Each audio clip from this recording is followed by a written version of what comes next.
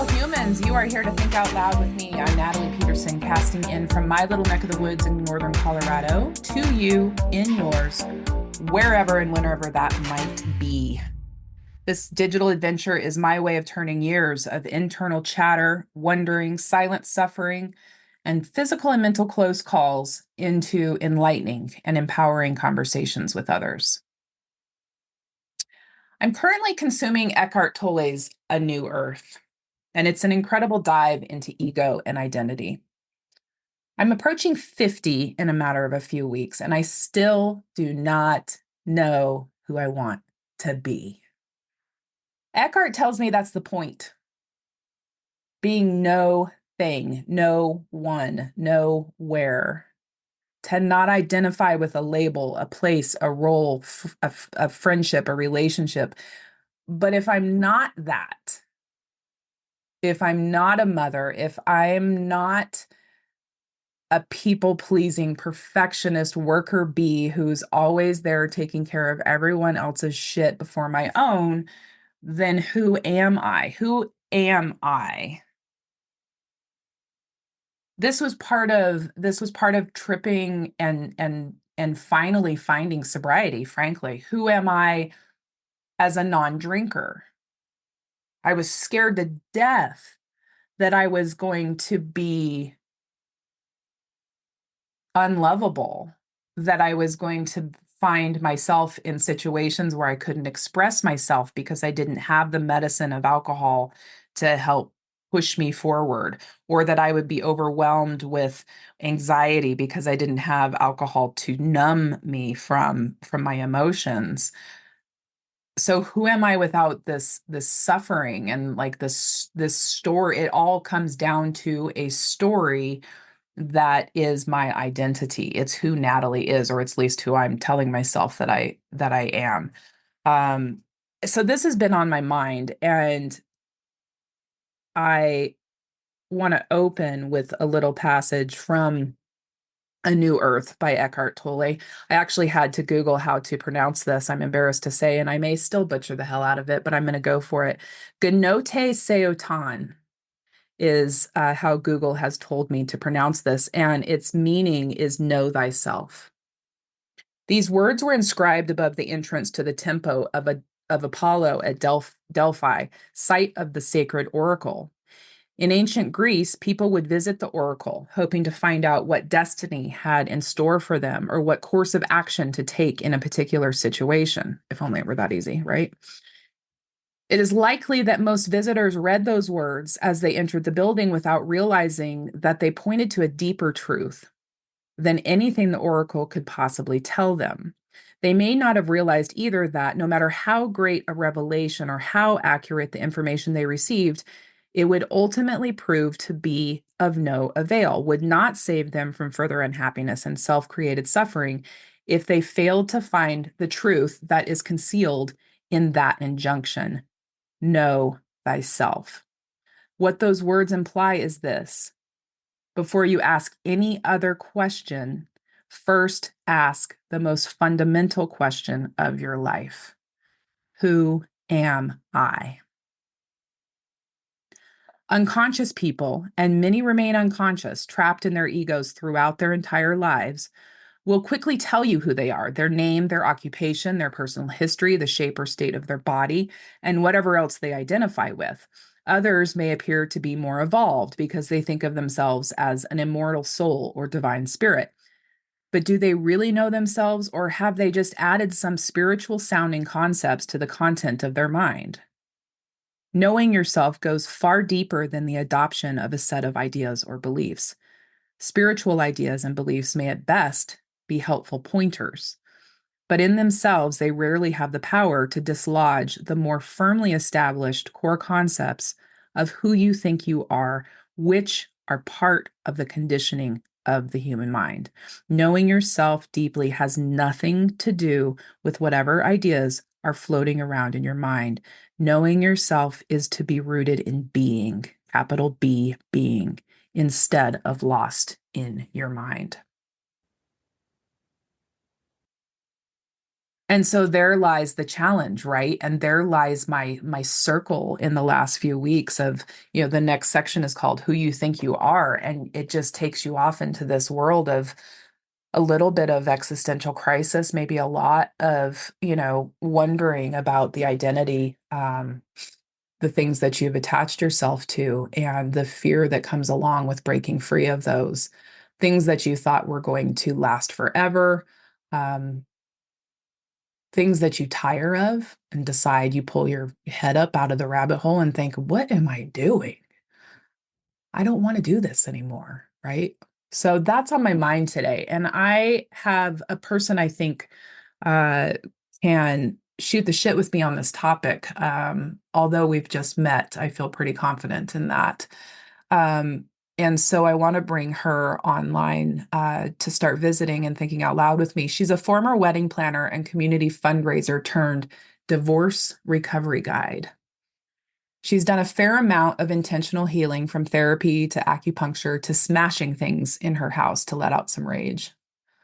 She brings a different voice into the divorce space, though, one of hope and not of dread, that also focuses on the self instead of the ex.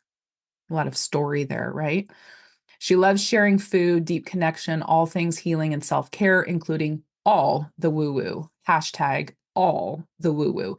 If it works, she's there for it. She's a daughter, sister, friend, and auntie to lots of her friends' kids.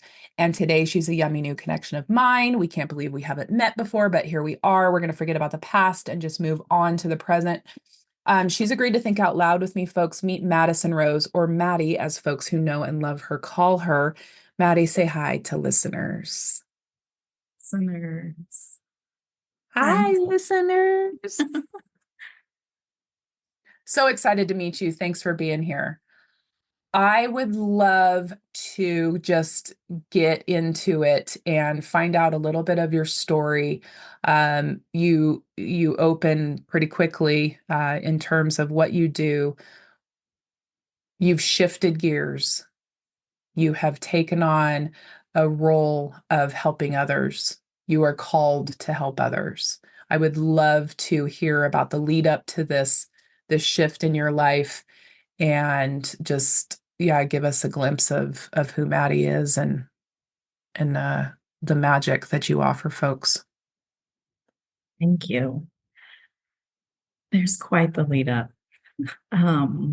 I really created Better Half to Whole and the resources to address a gap in resources that I felt like I experienced when I went through divorce in 2018. And I've always been in that helping space. I love being in friendships, in relationships, in like dynamics and groups and families. And I also love learning.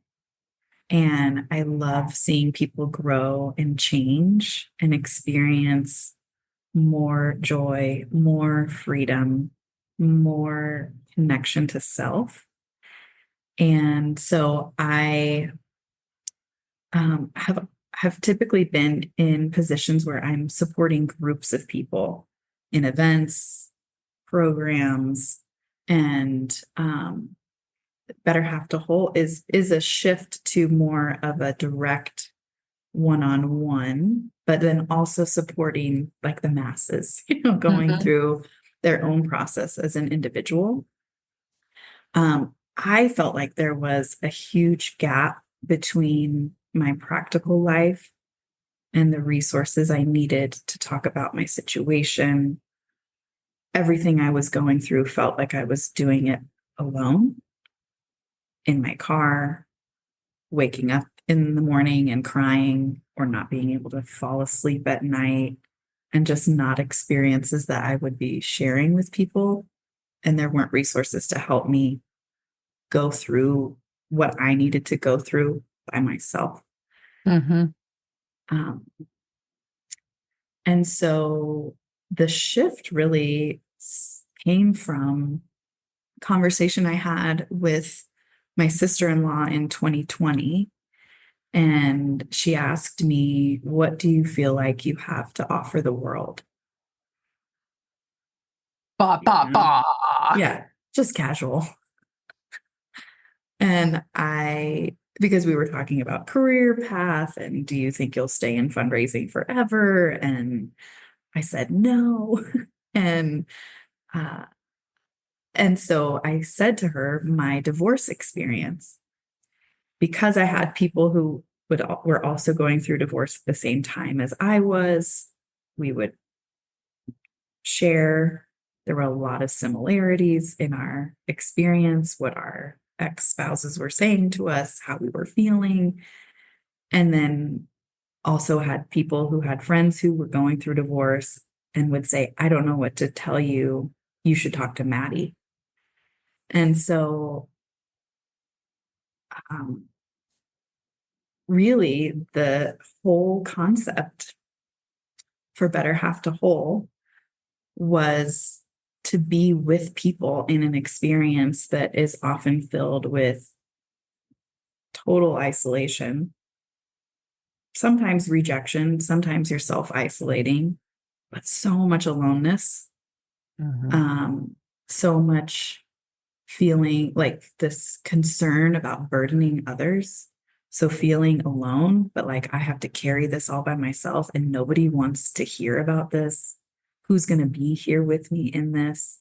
Has anyone ever experienced this before? Am I the only one? Am I crazy? Like, am I overreacting? Why am I not over this? And so helping people feel less alone, language for their experience, and then some like tactical, practical ways to move them forward Mhm. in into the next day that isn't about bashing.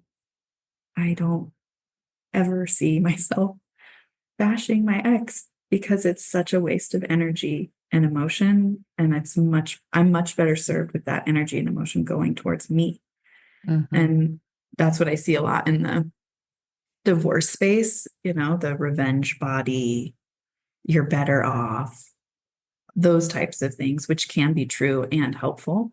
Mhm. But there's not a lot that's like, hey, yeah, life as you know it is over.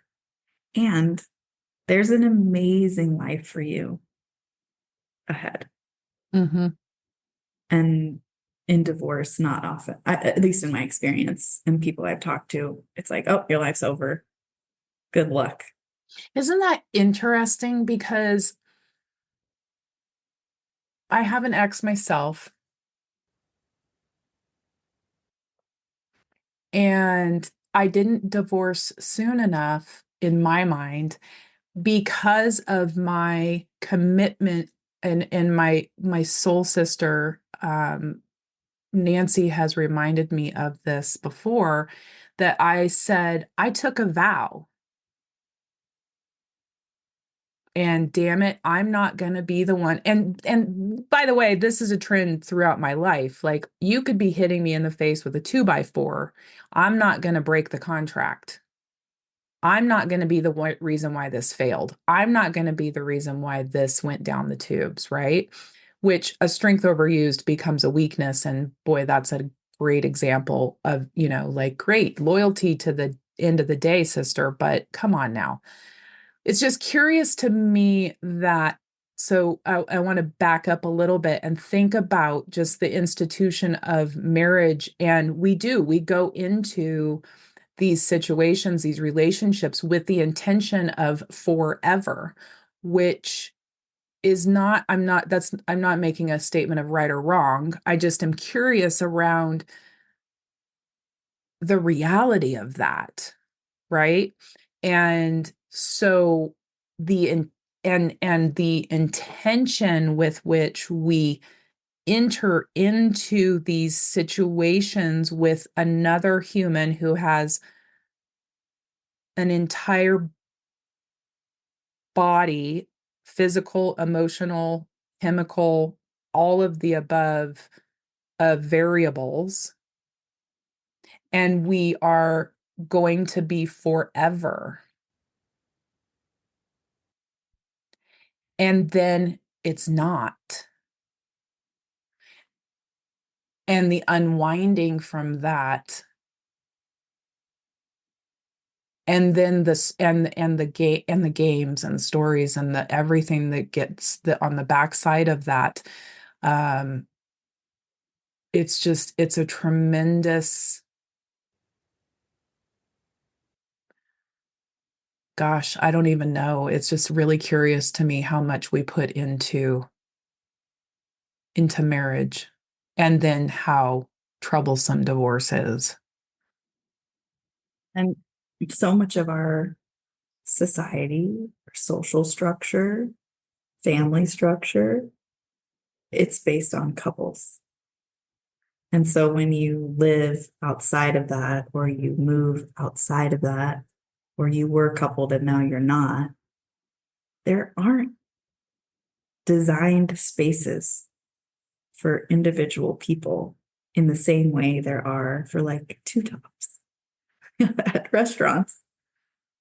Tickets are sold in pairs. There's so much that is focused around that. And for me growing up, I don't think this isn't a, dig on my parents, but we didn't talk a ton about what do you want your life to be like? What do you see for yourself? It was family and shared vision and children and a spouse and this preparation to have a life in partnership, not go do you. It was prepare to be a part of a pair. Hmm. And I think that a lot of people are socialized that way. Still, absolutely. Yeah, for my parents, I mean, not to go crazy dark, but I mean, divorce was not an option for my parents. And so my father actually took his own life. When my mother left to go get sober, she had no intention of divorcing because that was not on the table. Yeah. And he was like, no, this isn't happening. Right. So you talk about going to an extreme. And then this, there's concepts of we're in it for the kids, and then everything goes off the rails after the kids leave, and just like what we put ourselves through. So so tell me about the, if you don't mind, just some of the action, like the facts of the matter. You were married for how long? And if there's just any kind of cue up the story of how long you were married, and like and the divorce, and give us some details there just to Yeah, feed the story. for sure. So I thought I'd married love of my life, no hesitations, full on, no fear, in love, totally in love, starry-eyed newlywed. And then we got married in 2014, and we were married for 4 years. He decided he didn't want to stay married. I wanted to stay married. Everyone has their stuff in relationships. Mm-hmm. And I was like game to work it out. And he said, I'm not up for that. Mm-hmm. And he said, I don't want to stay married anymore. So there's a lot of other Yeah, no, that's fair. details in there that I have very specifically chosen not to share because I don't want to be in that type of space around divorce Yeah, yeah, recovery because yeah. there's so much, there was a lot of deception, a lot of confusion, um, a lot of pain Mm-hmm. between the two of us. Mm-hmm. And I was in it and he was not. And so he left the marriage. Mm-hmm. I was, this like phrase came to me yesterday. Instead of being heartbroken, my heart was decimated. Mm-hmm. I was, I was devastated and crushed. And I did feel like my life my whole plan, my whole life is over. And what am I going to do without this person? And this was my person. And I'm never going to fall in love again. And all of that. Uh, so then when I went through my divorce, I didn't choose it. I didn't want to get divorced. I wanted to stay married, Mm-hmm. even though there was of um, a lot of disrespect and a lot of damage done to me and to the relationship. Mm-hmm. But loyal to a fault, we'll work it out. Anything is fixable. A love covers a multitude of sins. Raised in the church, you don't divorce, you figure it out. And I was desperate to stay married. Obviously, that didn't work out. So then I'm in therapy, I'm working with a coach, I'm doing all of this work. The marriage ended after 4 years, but it had been a long drawn out separation and divorce process. We had one really good year, and then the year from hell, and then a year and a half ish of separation, and then final divorce.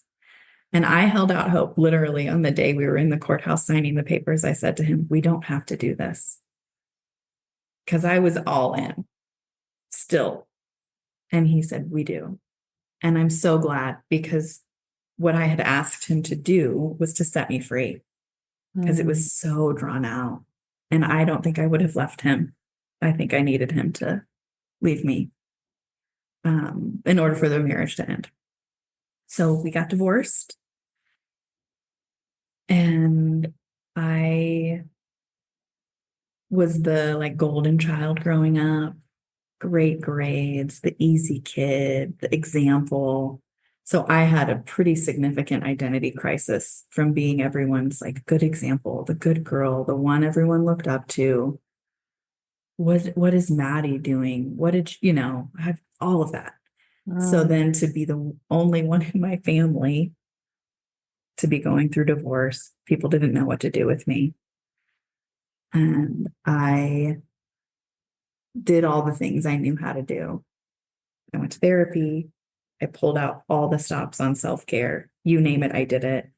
Mm-hmm. Acupuncture, energy work, lymph work, massage, everything. Yeah. Any modality, probably have done it. So, Right. um, does that answer your question? It does. Yeah. I mean, I'm hearing, I think so much of divorce is grief. It's grief, And which is identity. an identity. Yeah.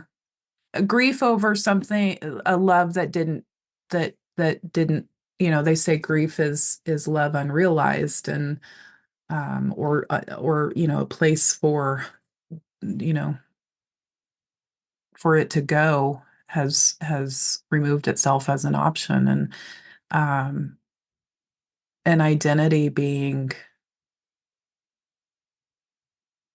that's tricky. It's a And life path yeah, with another person in it. yeah. And when that core element is no longer, it shifts the entire trajectory. It Mm-hmm. changes the whole story. It changes every future experience. Mm-hmm. And not necessarily always in a bad or a sad way. Still a loss and still a change. Mm-hmm. Mm-hmm. And so in the aftermath, um who helped you? Who was it? Was it someone? Was it something that, or I mean, tell me, something happened. Do you remember the day where things started turning? Do you remember the situation where you started to see some light? It was a certain day, but I do feel like the summer we filed, the finality of that shifted for me because there had been so much up in the air and had been so long and drawn out of the back and forth and deciding to get divorced or not get divorced and all of that. So I think that release of we filed, this is the direction. Now I can start to think about other things in my life because this is now completed in a way. Mm-hmm. And I did have some very consistent people in my life. I had one friend, we Skyped every Sunday, and I am in awe of her dedication to friendship. I had family, specifically my brother, who would let me call him and just say, "Can I come to your house? You don't have to do anything. You don't have to say anything. I just need to cry and I don't want to be alone." Mm. And that was usually around significant dates, anniversaries, birthdays, things like that.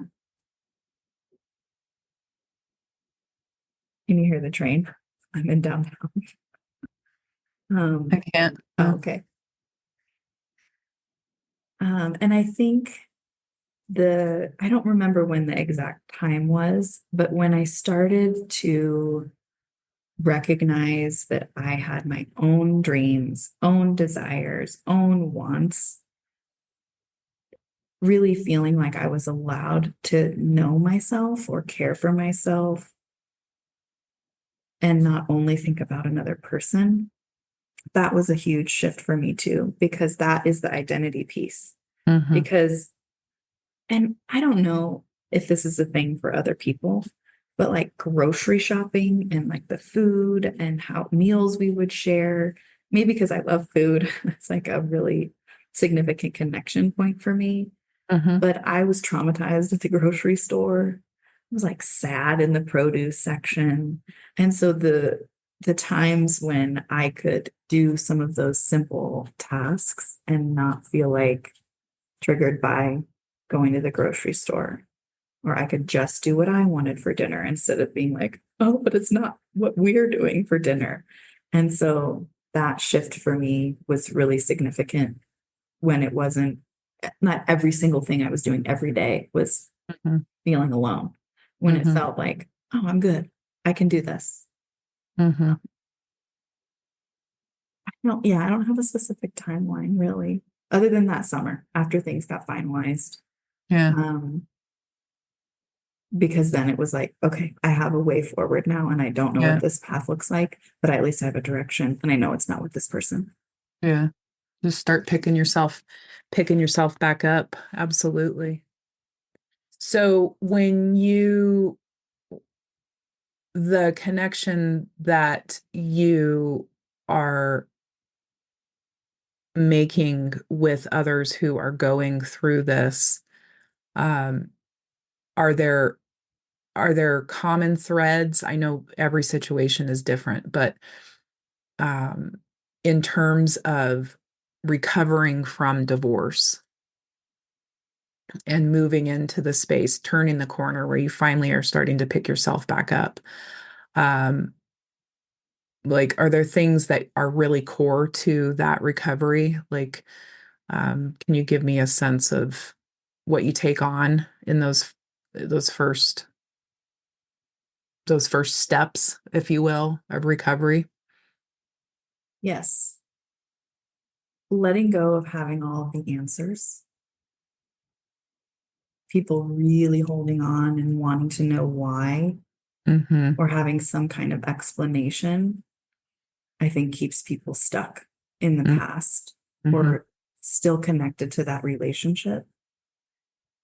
And if they can move through that to a space where I don't have to know what that was, and now I can focus my energy on what's next or Mm-hmm. what's now, that is really common. People get super wrapped up in trying to explain why this thing happened.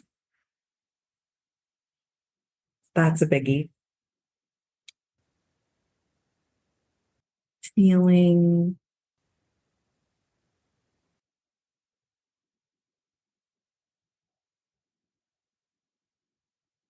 feeling like they want to be connected to the people in their life, but feeling like a burden.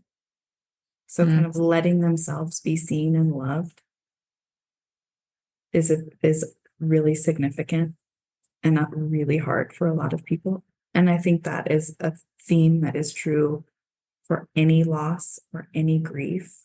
Mm-hmm.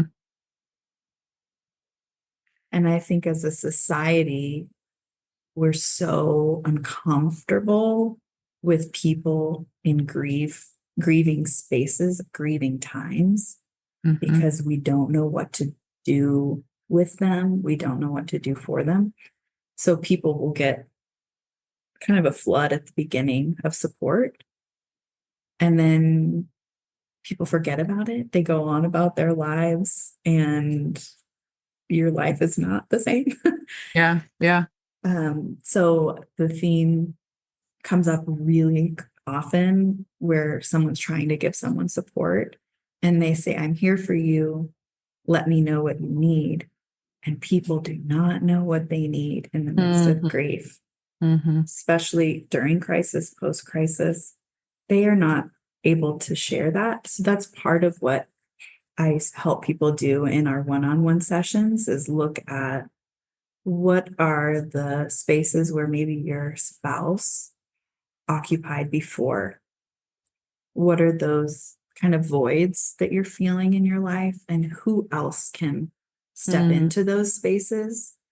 And you may need to invite them in and be prepared for them to say no. Mm-hmm. So identifying needs and then really mobilizing the people in their life that can start to fill in some of those gaps. Mm-hmm. And the question is like, well, I don't, or people say, I don't know if I can ask them that, or I don't know if they're going to want to be there for me in that way, or that's really uncomfortable for me, or it's such a burden. I don't want to be a burden. And then to flip it and say, if someone came to you and said, can you just come be with me on this day? Can you sit with me while I sign papers?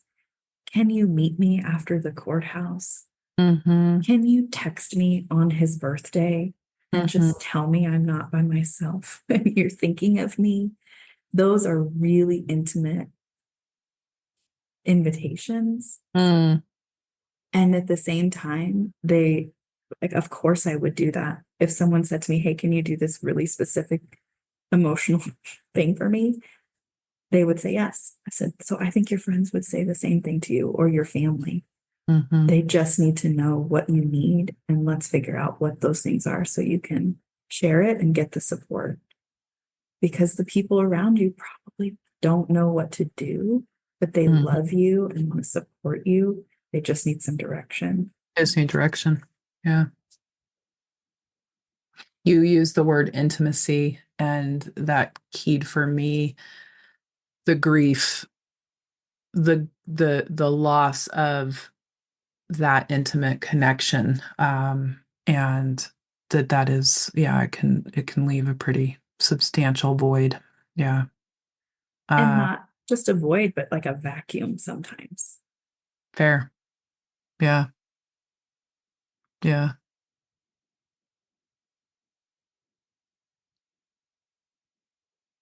Will you ever get married again?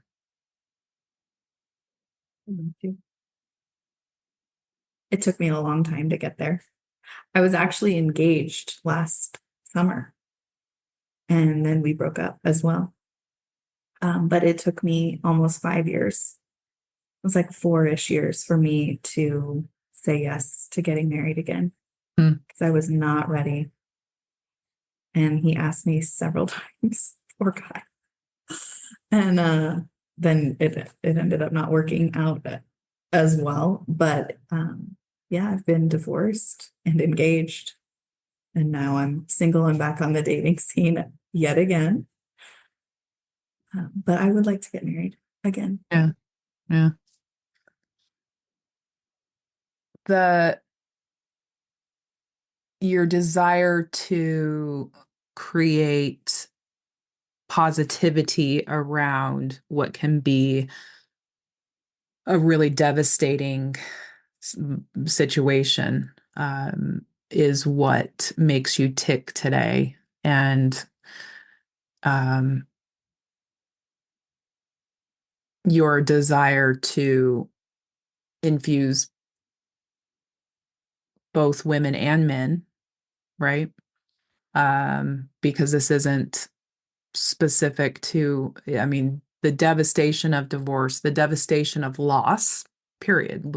I'm gonna call it loss of a significant relationship, um, is it can pull the rug out from you no matter what your orientation.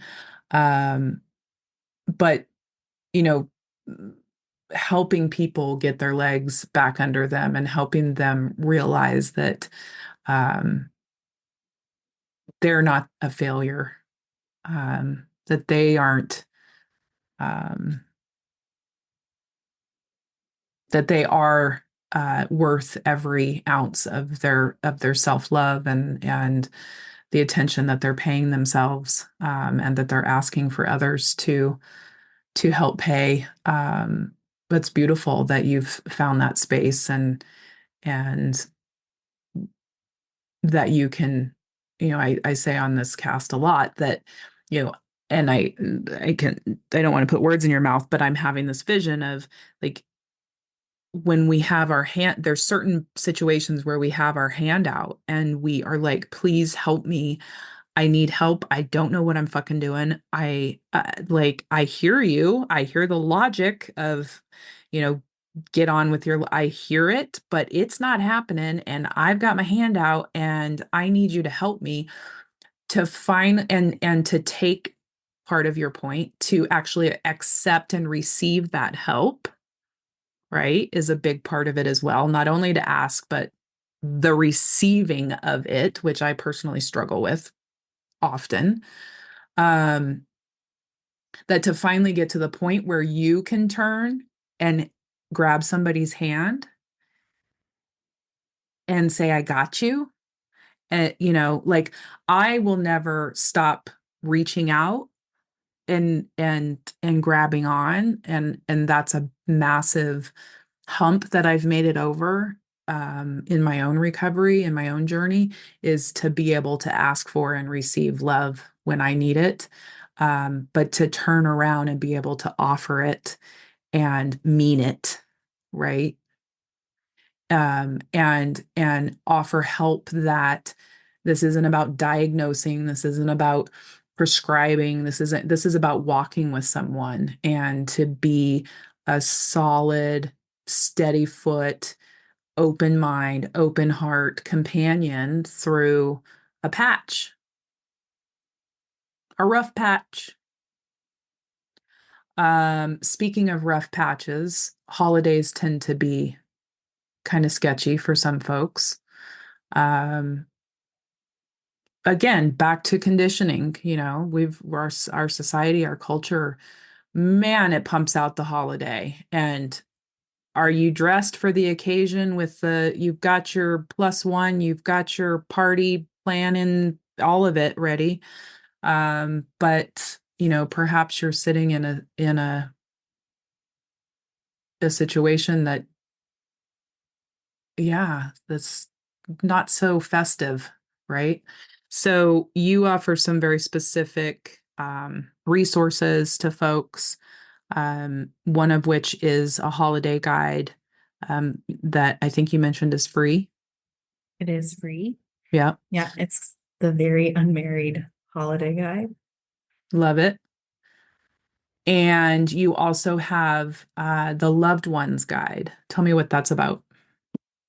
Yes. So the Loved Ones Guide is for friends and family supporting the divorcing.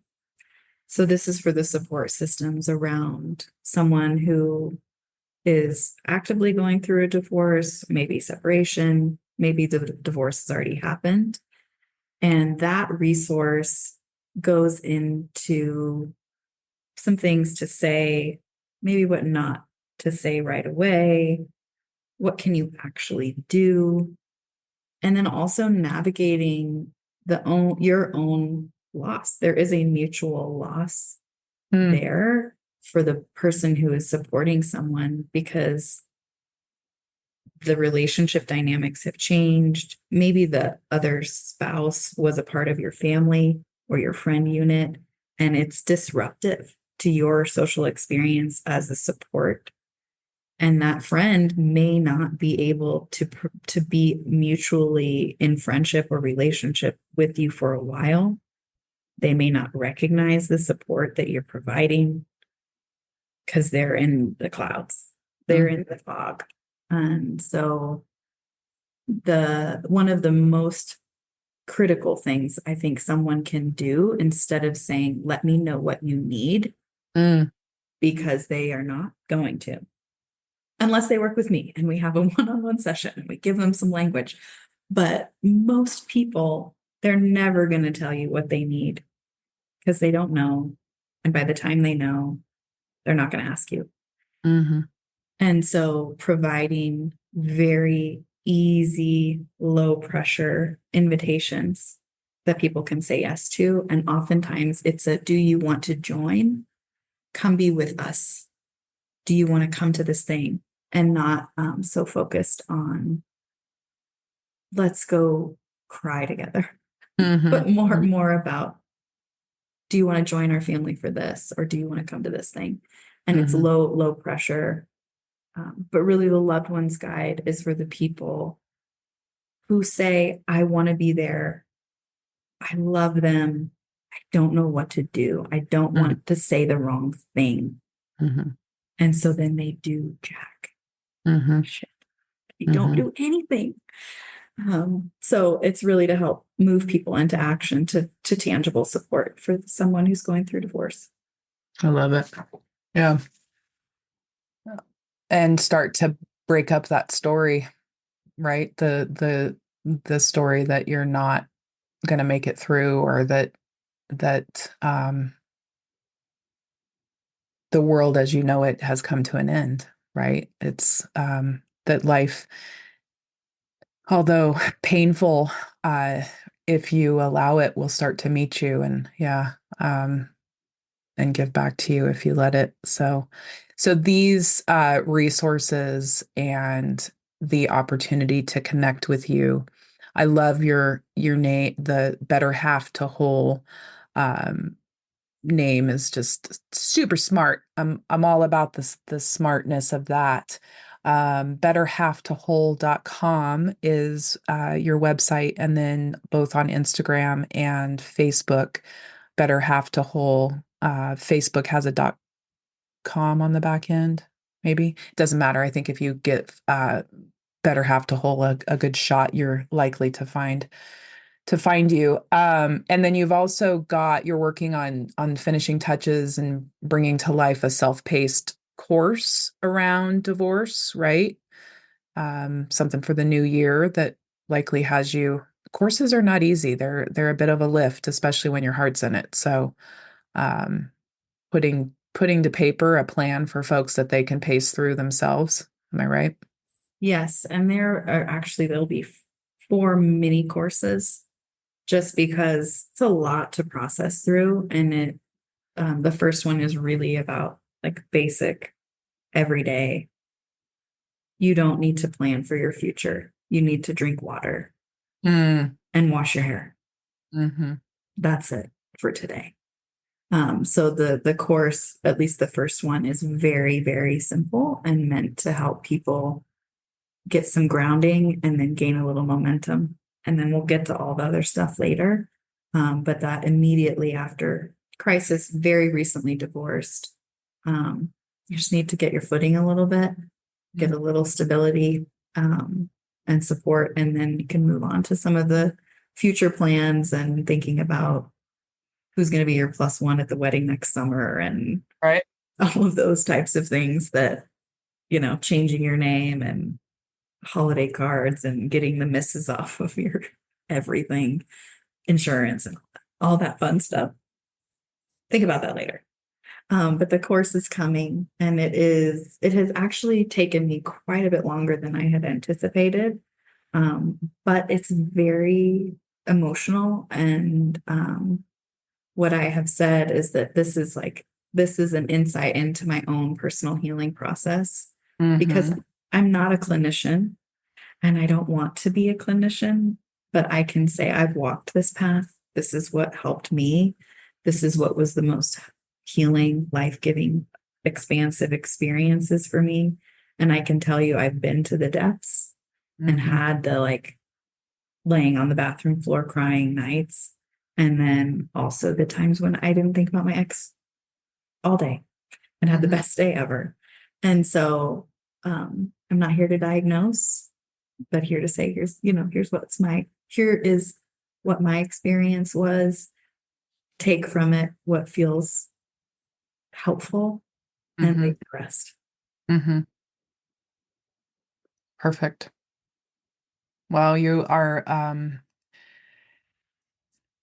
uh, a gift in finding your voice, and I think when we're often uh, so often we find ourselves like we find our voice and then we start to doubt that our voice matters. But I can tell you that if you're compelled to, if your voice is tickling you and you're compelled to connect and you're compelled to support people, that there's a reason why you have that nudge. There's a reason why you can't put it down. There's a reason why you stepped into what you're doing, and that you have a gift to give. And as we continue to experience this fucking crazy world, emphasis on fucking, because man, it's got my head spinning some days where like I'm literally like, what?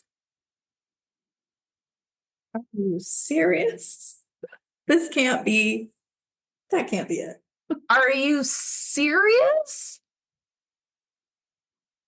This has got to be a joke, kind of like crazy that we live in when you have the ability to connect and get down on the floor with folks. And there's a calling to do that, then I'm grateful that you're listening. I'm glad that you made it through. Um, I really am, and I'm grateful for this connection. I can't believe we haven't met before, and I'm glad that we are meeting now, and look forward to getting to know you better. Um, in the meantime, if folks are looking for you, they have the method to that now.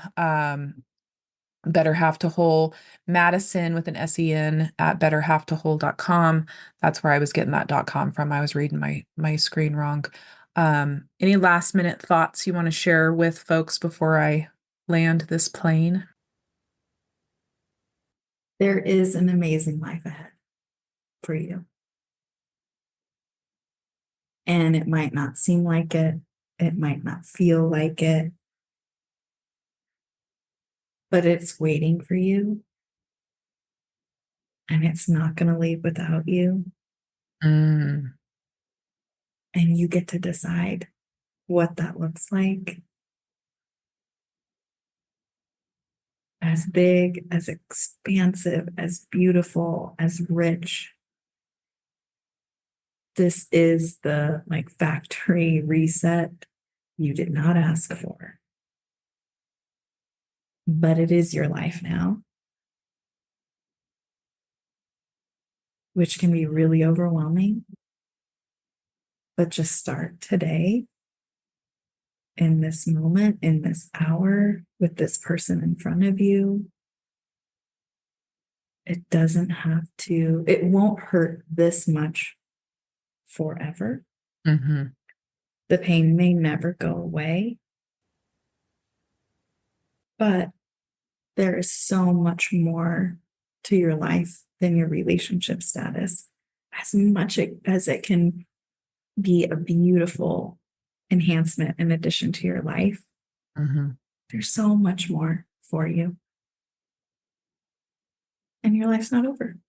mm And this is a new beginning, and it's waiting for you. mm. Beautiful. Thank you. Thank you. Thank you so much for having me. I have loved thinking out loud with you. Mm. Likewise. Likewise. That's awesome. That is awesome. And I want to thank folks who are listening in to me and today's guest, Maddy Rose. Given how many choices that you have to spend your time, I am honored that you have listened in. And until we visit again, go live with love. Go live with intention. And please, please, kids, cover your ears. They should have covered their ears this episode. I only dropped a couple F-bombs, but not enough, as I like to say. Don't let anybody fuck with your flow. Big hugs, big love. Bye, friends.